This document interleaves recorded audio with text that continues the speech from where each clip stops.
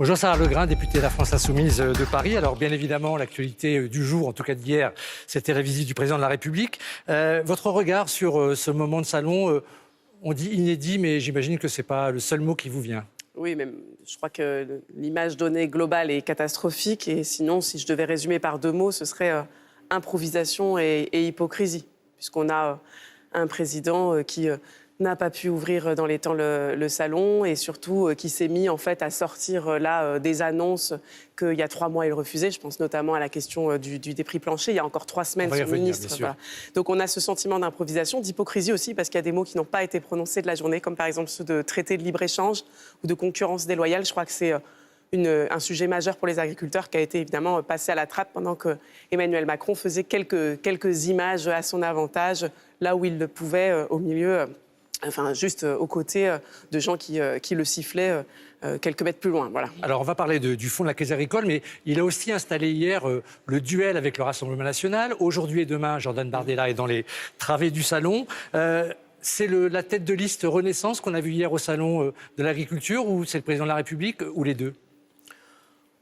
Écoutez, j'espère pour les agriculteurs que quand même c'est le président de la République. Parce que je pense que le vrai sujet là pour les agriculteurs, c'est qu'on réponde à la situation. On a une colère extrême et tout à fait légitime dans le monde agricole. On a un agriculteur qui se suicide tous les 2 jours. On a un nombre incroyable d'agriculteurs en dessous du seuil de pauvreté qui bossent beaucoup plus, qui bossent entre 50 et 60 heures dans la semaine et qui sont dans l'incapacité d'avoir un revenu digne pour leur travail. Donc j'espère que quand même le président de la République était là pour faire des annonces et pas pour tout renvoyer d'ailleurs au niveau européen, parce qu'on sait que souvent ça rime avec Saint-Glinglin. Alors, l'une des annonces qu'on n'attendait pas forcément, c'était ce plan de trésorerie, un plan d'urgence. Mais vous le disiez tout à l'heure, il y a l'annonce de prix plancher. Alors, on le sait, vous avez fait une proposition de loi, le Parti communiste l'avait fait il y a très longtemps aussi. Pourquoi il y vient et est-ce que c'est d'abord réalisable? Il vous prend vos idées, vous devriez être ravis ce matin. Alors, bien évidemment, c'est réalisable parce que nous l'avons déposé et que c'était même réalisable. On avait proposé déjà en 2018 déjà. Et là, aussi. Voilà. Alors en fait, dans le cadre de l'encadrement des marges, j'y viens. C'est-à-dire que, évidemment, moi, c'est pas à moi de crier victoire ou pas, surtout quand on voit ce dont le président est capable en termes d'annonces et de mensonges. Et on a entendu un coup prix plancher européen. Oui, Donc moi, je me méfie parce que ça peut vouloir dire prix plancher à la Saint-Glinglin.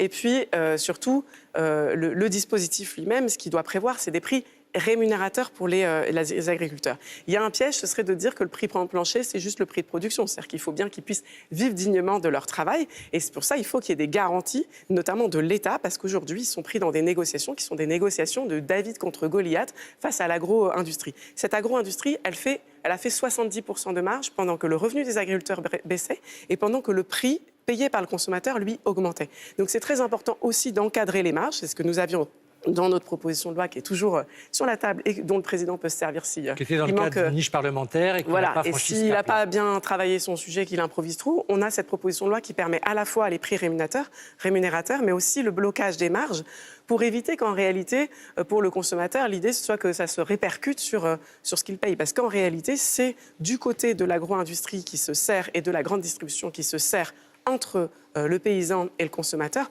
qu'on a le cœur du problème, qui écrase les paysans qui n'arrivent plus à vivre de leur travail et qui aussi écrase les consommateurs qui voient les prix exploser. Alors, vous avez évoqué aussi les traités de libre-échange. Il y a des agriculteurs qui vivent de l'export. Est-ce qu'il faut bannir tous les traités? Vous demandez un moratoire déjà sur celui dont on parle beaucoup, qui est le Mercosur, auquel d'ailleurs le gouvernement dit s'opposer. Alors qui on doit croire dans cette affaire? D'abord, vous avez une très grande majorité des agriculteurs français qui crèvent du libre-échange, pas qui en vivent. Vous pouvez peut-être trouver quelques agriculteurs, quelques grands céréaliers qui en vivent. Ce qui est en train de se passer actuellement, c'est qu'on a une agriculture française qui est fragilisée, qui est même mise à bout de souffle du fait du libre-échange. Libre-échange qui est dans le cadre des traités. Et vous avez Emmanuel Macron qui, fait mine d'avoir bloqué l'accord Mercosur. L'accord Mercosur est encore en train d'être négocié au niveau européen. Donc à Paris, ils disent que non. Mais à Bruxelles, les négociateurs français sont encore dans la place. Mais surtout, en décembre, ils ont adopté le traité avec la Nouvelle-Zélande. Et cette semaine... Ce que Macron n'a pas dit, c'est que cette semaine, il va voter, il va accepter au niveau européen le traité de libre-échange avec le Kenya et avec le Chili. Donc en réalité, ce n'est pas du tout remis en cause. Ce n'est pas non plus remis en cause aux portes de l'Europe, parce que vous avez aussi cette histoire des droits de douane qui ont été supprimés depuis 2 ans pour l'Ukraine. Et c'est une catastrophe pour l'agriculture française, parce que vous avez un pays qui a 3 fois la surface agricole française, qui a des poulets qui sont 2 fois moins chers, voire 3 fois moins chers, et qui ont inondé le marché français.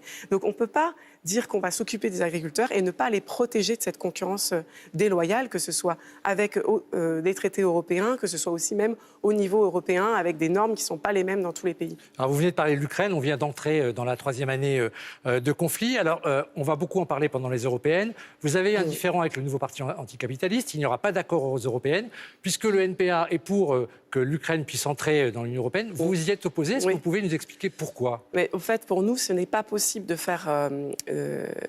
Il y a 2 sujets. Il y a le sujet, évidemment, du soutien à l'Ukraine. On peut l'organiser de plein de façons, et ce n'est pas par l'entrée dans l'Union européenne nécessairement que se fait, par exemple, le soutien humanitaire. Pour vous, ne pas leur permettre d'entrer, c'est les soutenir? Par exemple, on a accueilli énormément de réfugiés ukrainiens. On peut soutenir économiquement, on peut soutenir logistiquement, diplomatiquement. Par contre, l'adhésion à l'Union européenne, qu'est-ce que ça signifie? Ça signifie que vous faites rentrer dans un pays, dans l'Union européenne, dans le libre marché européen, un pays où le salaire est autour de 200 €. Vous faites rentrer un pays où il n'y a pas de protection sociale et où vous avez des normes environnementales et sanitaires qui ne sont pas du tout les mêmes qu'en France.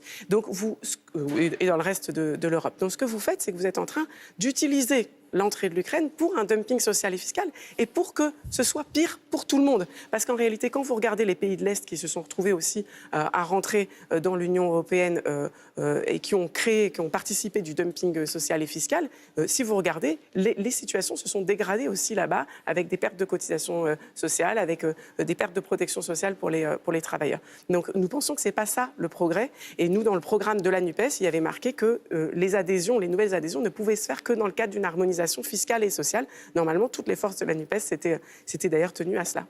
La NUPES, feu la NUPES pourrait-on dire. En tout cas, je vous remercie d'être passé nous voir ce matin et sans doute qu'on en reparlera à propos des élections européennes. L'Ukraine sera sans doute au cœur de cette campagne. Sarah Legrain, je vous remercie. Merci.